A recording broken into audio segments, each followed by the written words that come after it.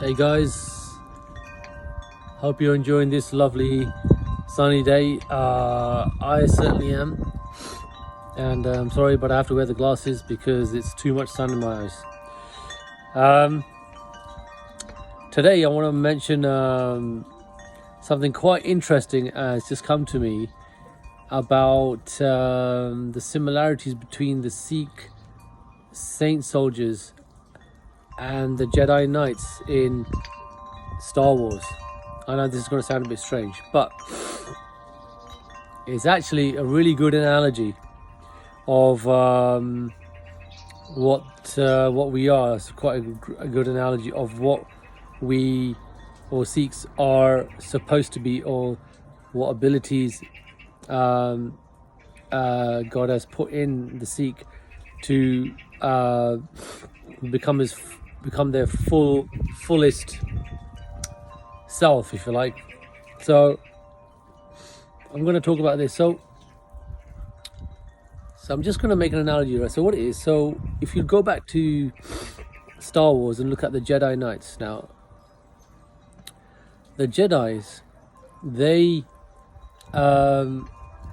use the Force as their allies. So the Force, if you go back to it, the Force is basically is an unseen energy which is absolutely everywhere. You can't see it. It's prevailing everywhere, and it's a power. Maybe it's a supernatural kind of power that the Jedi's tap into to use their supernatural abilities to push, people away or fight against them and so forth. So they tap into this power, which is unseen and absolutely everywhere.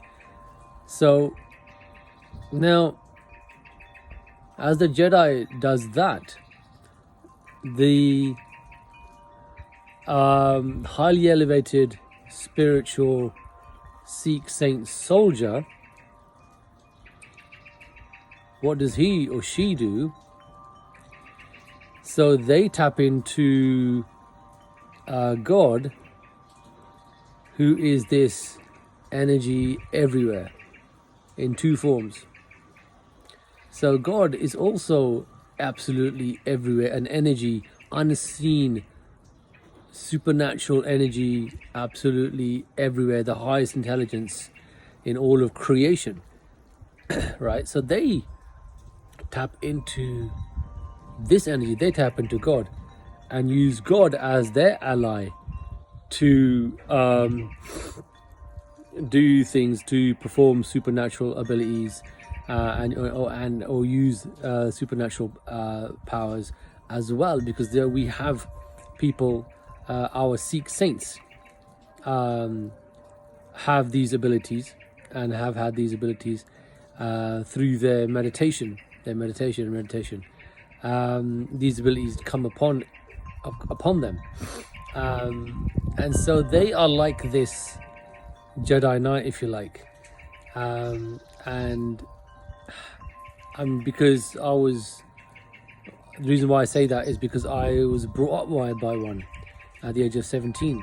I have a Sikh saint soldier who took me on when I was 17, and he had these abilities. And others like him have these abilities. The incredible divine abilities that can't be described in human terms, right? Now, this is quite a normal, natural thing with the Sikh saints who are out there. They're out there, and they're followers, and people are following them because they have these abilities. They have God authority because they are connected with God. They become one with God. So imagine the Sikh saint, which is not just has access to or contacts the Force or God, but he's actually become the Force himself. So imagine that he himself, or our Guru Granth Sahib Ji, has also is the Force. So in a small appearance in Guru Granth Sahib Ji. The force is there. That's what the Sikhs bow to. We bow to God. We bow to the force. So the Sikh saint soldier has not just tapped into this force, but become one with it, and now has lost his own appearance, spiritual appearance, and is now one with the force, has become the force himself. It's become this extreme supernatural power prevailing everywhere, which we call God himself. That's where in our scriptures is written, Brahmagyani Apa Parameshwar, that the knower of the universe is God himself. So why? Because in the entire universe, God is in the entire universe, and in the multi-universes, and whatever else is created. He's everywhere. He's everything everywhere. So this soul, this person has tapped into and become one with this. It's like a glass of water that gets thrown into the ocean, and then it loses its form and becomes the ocean. So this is what the Sikh saint soldier is, and they are out there, and they have people following them because they have God abilities, because they become one with God. So it's really something to think about, and that's why I call them similar to the Jedi Knights. You know, I guess that's the concept that I can, you know, compare them to. And there's another thing that I must mention, that there are things in the human brain that science do not know about, but our scriptures have told us what a human actually is. And it's quite mind-blowing, because in our scriptures is written, Jo Brahmande So Pinde.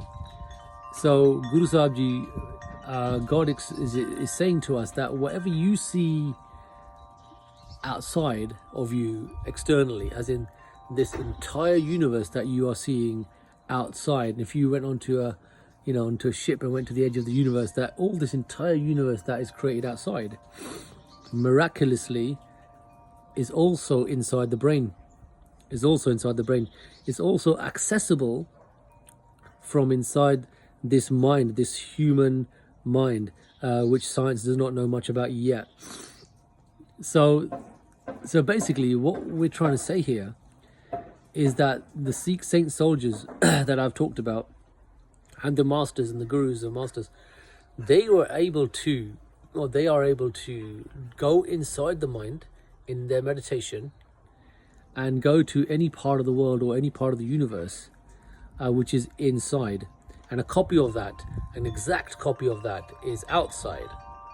So for example, if you want to go to Canada in someone's house and you want to see what's going on in their house, you can meditate, go into the universe inside you, and find that house, go to the house, find the house, go into the house, and listen to the conversations that people are having. That's just the basics. Of what is absolutely possible in the human mind. And that's what this means. Jo Brahmande So Pinde, is whatever God has put outside, he's also put the same thing inside. And I mean it's a concept that is very, very difficult to believe, but it's true, because there are people out there that have experienced it. I've experienced it, and it's absolutely incredible. It's absolutely incredible what the human mind is able to do through spirituality. So if you want to find out what you are as a human, you want to get into spirituality and become divine like God. I'll leave it at that. Take care.